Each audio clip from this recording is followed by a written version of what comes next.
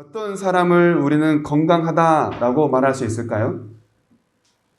육체적으로 건강한 사람, 그리고 정신적으로 건강한 사람, 그리고 사회적으로 건강한 사람, 이렇게 육체적으로, 정신적으로, 사회적으로 건강한 사람들을 우리는 건강하다라고 말해요. 그런데 여기에 한 가지를 더 추가해 볼 필요가 있습니다. 영적으로 건강한 사람이어야 해요. 그러니까 사람은 육체적으로도 건강해야 되고 정신적으로도 건강해야 되고 사회적으로도 건강해야 하지만 영적으로 건강한 사람이야말로 이 네 가지를 다 건강하게 이룬 사람이야말로 건강하다라고 말할 수 있다는 거죠. 오늘 본문에 나오는 사울은요, 이스라엘의 왕이에요. 사회적으로는 매우 건강하죠. 키가 남들보다 어깨가 더 위에 있어요. 육체적으로 봐도 매우 건강합니다. 그런데 오늘 본문에 보니 사울이 괴로워해요. 번뇌에 빠져 있어요. 두려움 때문에 잠을 이루지 못해요. 어떻습니까? 여러분, 사울을 보고 건강하다고 말할 수 있습니까? 아니요. 사울은 지금 병들어 있어요. 뭐 때문에요? 하나님의 영이 떠나고 악령에 붙잡혀 있거든요. 육체적으로 건강하고 정신적으로 건강하고 사회적으로 건강해 보이지만 영이 건강하지 않으니 지금 사울은 건강한 게 아니라 병든 자다라고 하는 거죠.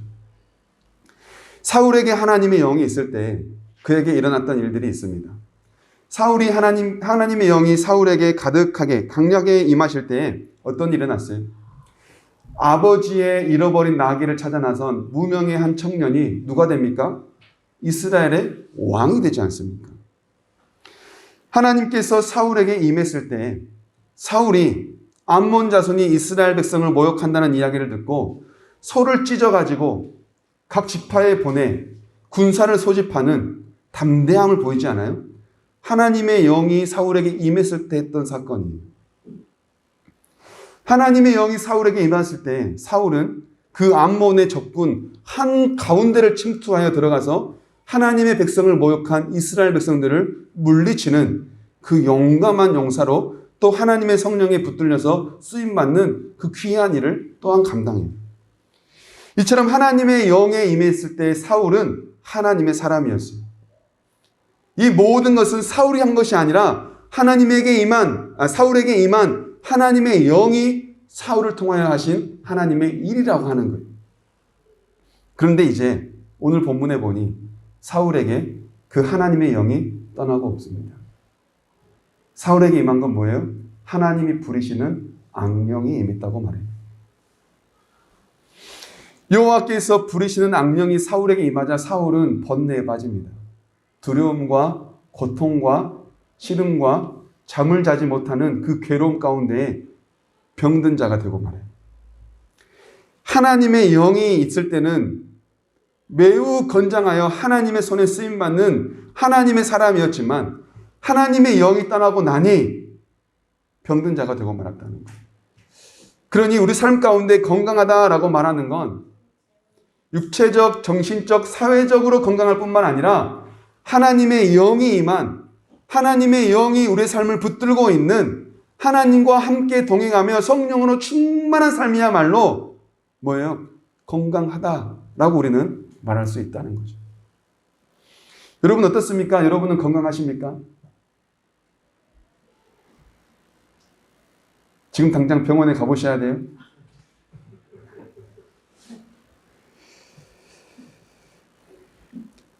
여호와께서 부리시는 악령이 사울에게 임했다고 말해요.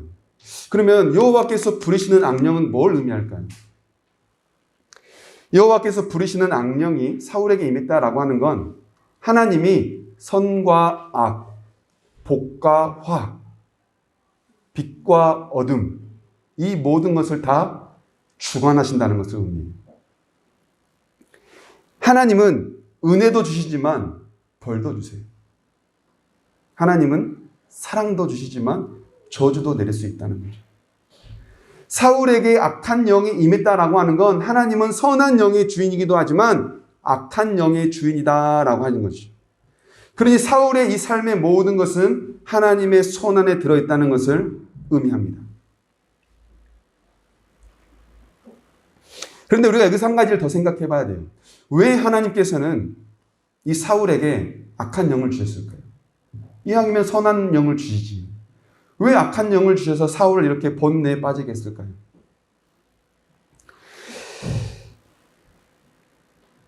우리가 한 가지를 생각해 보게 됩니다. 이스라엘 백성들이요, 출애굽할 때 바로에게 찾아가서 우리 이 이스라엘 백성을 하나님의 백성이니 하나님을 예배할 수 있도록 내보내 달라고 요청을 하지 않아요? 성경에서는 그것을 뭐라고 기록하고 있냐면, 바로가 이것을 반대했을 때 왜 반대했냐면 하나님이 바로의 마음을 완악하게 하셔서 이스라엘 백성들을 내보내지 못하도록 하나님이 막으셨다고 말씀하세요. 하나님이 바로의 마음을 완악하게 하셔서.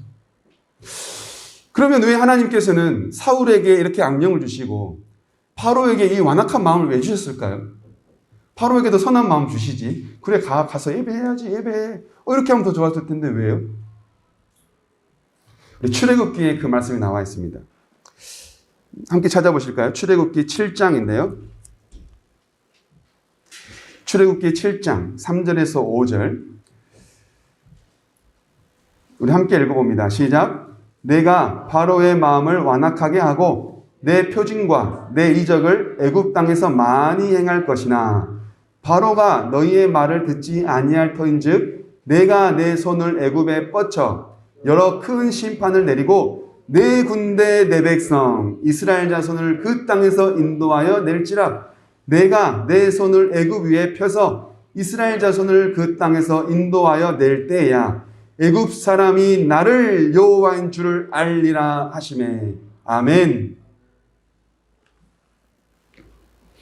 하나님께서 바로의 마음을 완악하게 하셔서 하나님이 모세와 아론을 통해 보이시고자 한 게 있어요. 그게 바로 뭐냐면 하나님께서 내리시는 표적과 기사예요. 하나님이 그들에게 이적을 보이게 하심으로써 궁극적으로 뭐를 알려주셨냐면 하나님이 바로 그 여호와다. 이 이스라엘 백성들은 내 백성, 내 군대다. 이들은 바로 내 것이다. 내 것을 내가 인도한다라고 하는 그 하나님의 주권, 하나님의 주인 대신 하나님을 알리고자 하셨던 거예요. 다윗이 골리앗 앞에 섰습니다. 막대기 하나 들고 어제까지만 해도 양치던 목동이 블레셋 장수의 골리앗 앞에 57kg이나 되는 갑옷을 입은 그 골리앗 앞에 서 있어요. 키가 3m가 훌쩍 넘는 그 군사 앞에 서 있어요. 왜요? 하나님은 왜 다윗을 그 블레셋 군사 골리앗 앞에 쓰게 했을까요? 사무엘상인데요. 17장 46절부터 47절입니다. 하나님께서 왜 다윗에게 이 일을 주셨을까? 하나님은 뭘 원하신 걸까? 사무엘상 17장 46절부터 47절 함께 읽어봅니다. 시작. 오늘 여호와께서 너를 내 손에 넘기시리니 내가 너를 쳐서 내 목을 베고 블레셋 군대의 시체를 오늘 공중의 새와 땅의 들짐승에게 주어 온 땅으로 이스라엘의 하나님이 계신 줄을 알게 하겠고 또 여호와의 구원하심이 칼과 창에 있지 아니함을 이 무리에게 알게 하리라. 전쟁은 여호와께 속한 것인즉 그가 너희를 우리 손에 넘기시리라. 아멘. 하나님이 다윗을 골리앗 앞에 세우신 이유가 뭡니까? 골리앗을 죽이려고요? 아니요. 하나님은 그것에 관심 없어요. 골리앗이 죽냐 안 죽냐는 중요하지 않아요. 하나님이 원하시는 건 그들에게 하나님의 살아계심을 알리시는 거예요. 골리앗이 죽어도 되고 골리앗이 죽지 않아도 되고 하나님이 원하시는 건 그 골리앗을 통하여 뭘 원하신 거예요? 하나님이 살아계신다. 이 전쟁은 하나님의 전쟁이에요. 그러니 이 승리는 하나님의 승리다. 이 구원은 하나님의 주권이다. 하나님이 구원을 주신다고 하는 하나님의 주인 되심을 알리기 위하여 다윗을 골리앗 앞에 세우신 거예요.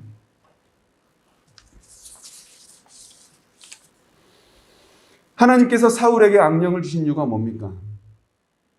하나님이 부르시는 악령, 하나님의 주권 속에 있는 악령, 사울로 하여금 하나님을 알리시려는 거예요. 하나님을 온 세상과 이스라엘 백성 가운데 알리시려는 거예요. 하나님이 어떤 분인지, 그 하나님이 너희를 어떻게 이끌어 가실지, 하나님께서 이 사울을 통하여 어떻게 이 이스라엘 백성들을 이끌어 가시고 앞으로 하나님이 이 이스라엘 백성들을 어떻게 구원의 길로 인도하실지를 이 사울에게 든 악령을 통하여 하나님이 그들에게 보여주시고 알려주시려고 하셨다는 거죠. 그 일환으로 하나님께서 사울에게 누구를 보냅니까? 오늘 본문을 보니 다윗을 보내세요. 다윗이 어떤 사람으로 가세요? 왕으로 들어갑니까? 아니요. 음악 치료사로 들어가요. 음악으로 사울의 병을 치료하는, 수금을 연주하는 그냥 그 연주자. 그런데 그 수금을 타면 사람들의 병이 낫는 그 치료사로 사울을 만나게 하세요. 18절에 보니까요, 이 다윗을 소개합니다. 수금을 잘 타고 용기가 있고 용맹하여 용사 같으며 말을 잘하는 소년이다. 그런데 더 중요한 게 있어요. 다윗을 소개할 때 더 중요한 건 여호와께서 그와 함께 계시더라.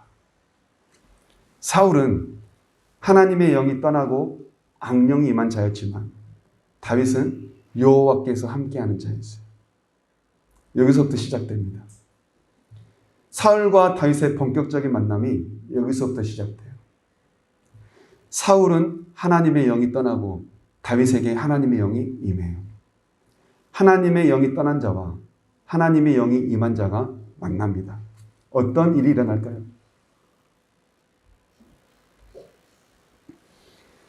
사울이 병들어 있을 때 다윗이, 하나님의 영이 임한 가득한 다윗이 사울 앞에 서면 그 악령이 떠나요. 본내가 사라져요. 병이 치료가 돼요.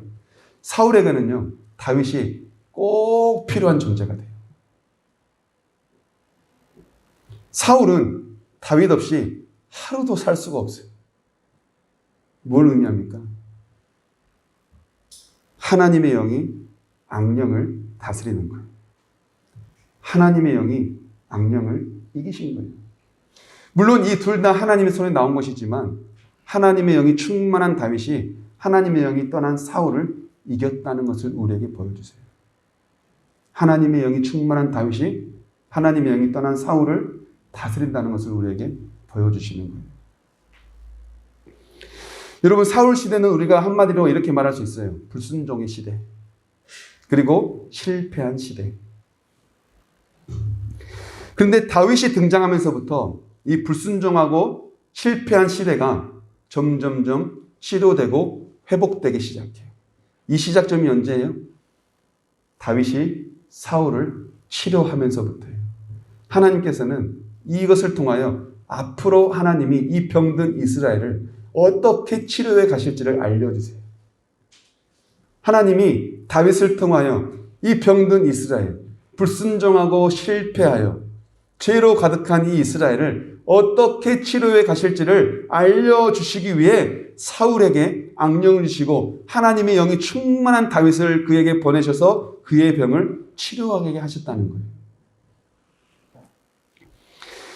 하나님께서는 이제부터 하나님의 나라를 세워가십니다.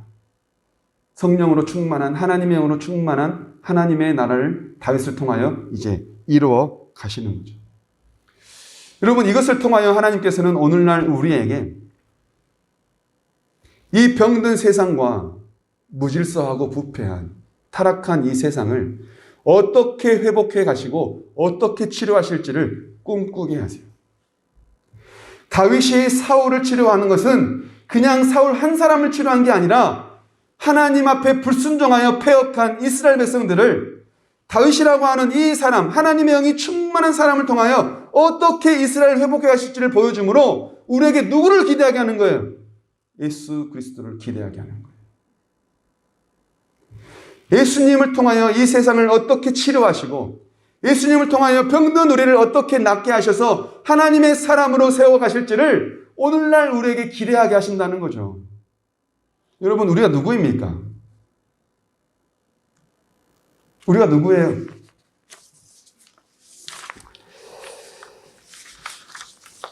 갈라디아서 4장에 보면요. 우리가 누구인지 말해줘요. 찾아보실까요?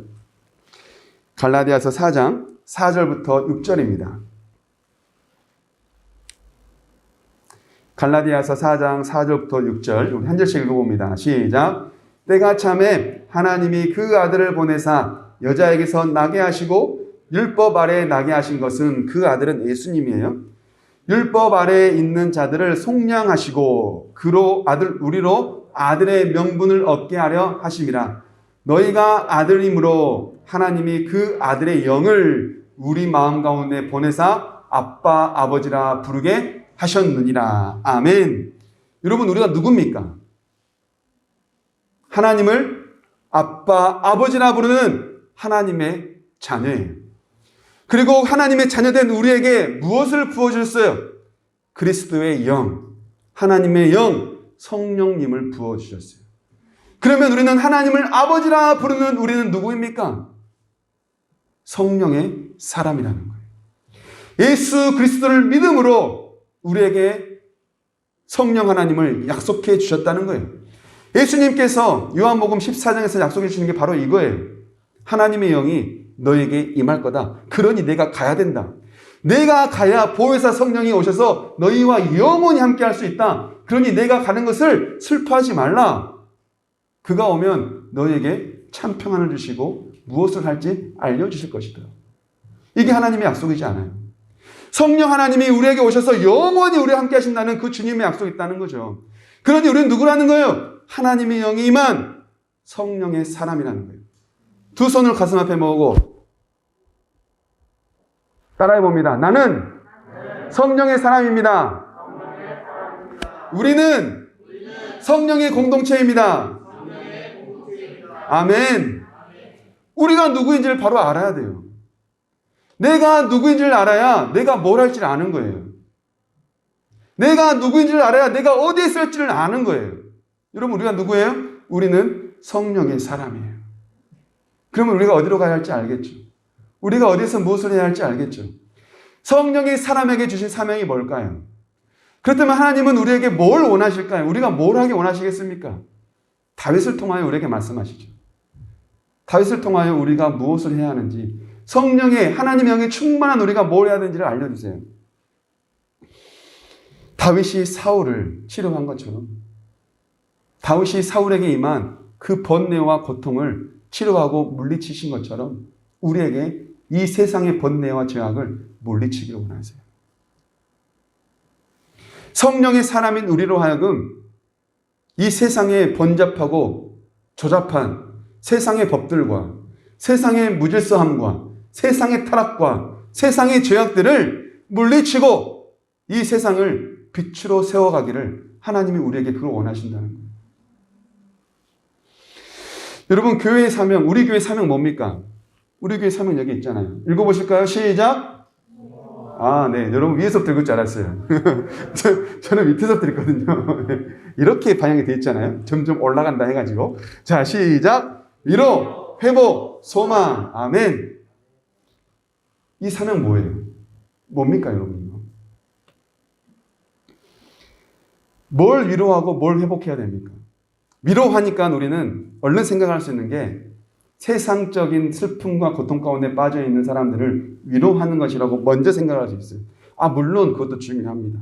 가정에서 일어나는 일들, 직장에서 일어나는 일들, 자정의 문제들, 자녀의 문제들, 이런 여러 가지의 복잡 미묘한 일들을 우리가 위로해야죠. 그런데 여기서 말하는 위로는 그 세상에 있는 외로움, 세상에서 겪는 어려움에 대한 위로를 넘어서 죄인으로부터 죄로 인해 살아가다 겪는 하나님 없이, 성령 없이 하나님의 영이 떠난 자로 살아가는 그들에게 하나님의 영을 부어주는 위로예요. 예수님께서 이 땅에 오셔서 하셨던 사역이 뭡니까? 위로, 회복, 소망입니다. 그러면 예수님께서 이 땅에 오셔서 누구를 위로하셨나요? 병든 자, 소외받은 자, 가난한 자. 그들을 위로하실 때마다 주님께서 뭐라고 말씀하신지 아세요?